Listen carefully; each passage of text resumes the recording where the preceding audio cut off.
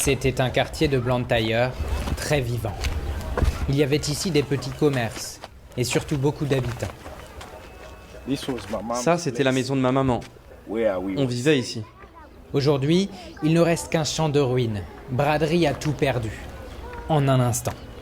Un matin de mars dernier, vers 11h, des pluies diluviennes s'abattent ici. D'immenses rochers dévalent la pente. Le cyclone Freddy balaye tout sur son passage.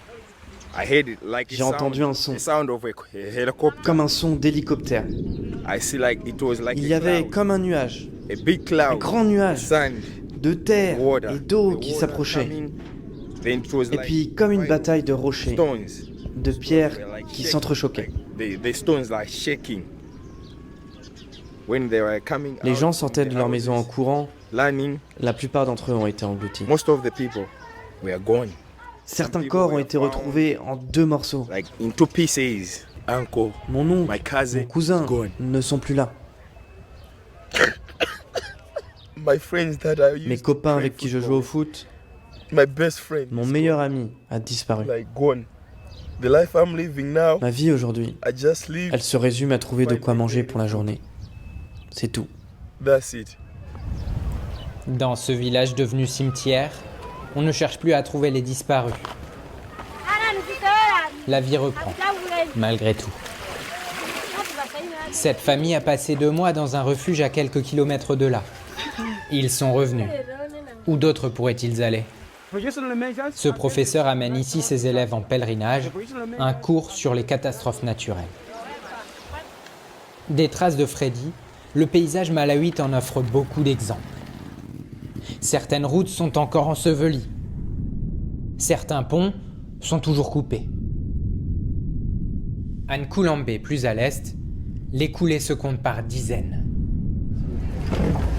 Bon, ça, c'est l'école dans laquelle on avait installé le... Fabrice est arrivé ici 3 jours après le passage du cyclone. La zone était très difficile d'accès. Avec une équipe de Médecins sans frontières, il a coordonné l'installation d'un centre de santé d'urgence. Ça, c'était le centre de santé. Car l'hôpital local est aujourd'hui sous les décombres. On a pu faire des réparations d'urgence pour établir l'approvisionnement en eau. Le réseau d'électricité, il est également partiellement reconnecté. Le réseau routier, il y a pareil, c'est des réparations d'urgence, mais c'est du bricolage, quoi. Tout ce qui a été fait, c'est du bricolage dans l'urgence qui ne tiendra pas à la prochaine saison des pluies, quoi. Il suffit de regarder la montagne pour voir à quel point elle a été lessivée. Les autorités annoncent plus de 1200 morts liés au cyclone. Ce village seul en compte plus de 400. Parmi les survivants, beaucoup ont perdu leur toit. Ils sont à cette heure toujours hébergés par des voisins. La chef traditionnelle milite pour que le gouvernement leur alloue des terres pour reconstruire. Surtout, elle alerte d'une grave crise à venir. J'appelle le gouvernement et les organisations non gouvernementales à l'aide. Ce mois-ci, le suivant et jusqu'à l'an prochain, nous allons avoir sérieusement faim. Il va y avoir une pénurie alimentaire, car la plupart de nos champs ont été ravagés. 180 000 hectares de cultures ont été ensevelis. Plus de 2 millions d'agriculteurs ont perdu leur récolte, leur bétail. Grams n'y a pas échappé. Ses 2 chèvres, ses poulets ont péri. De ses 7 cochons, seul un a survécu. Sa maison n'a pas résisté. Il a été accueilli dans un refuge pendant 2 mois. Il y a reçu des vêtements et de la nourriture, mais cela ne suffit pas. À 52 ans, il doit multiplier les petits boulots pour survivre, comme la fabrique de briques en argile, en plus des travaux agricoles.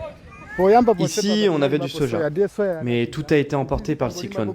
Alors, on a planté des patates douces à la place, en espérant qu'elles nous rapportent assez d'argent pour pouvoir acheter de l'engrais et continuer à cultiver l'an prochain.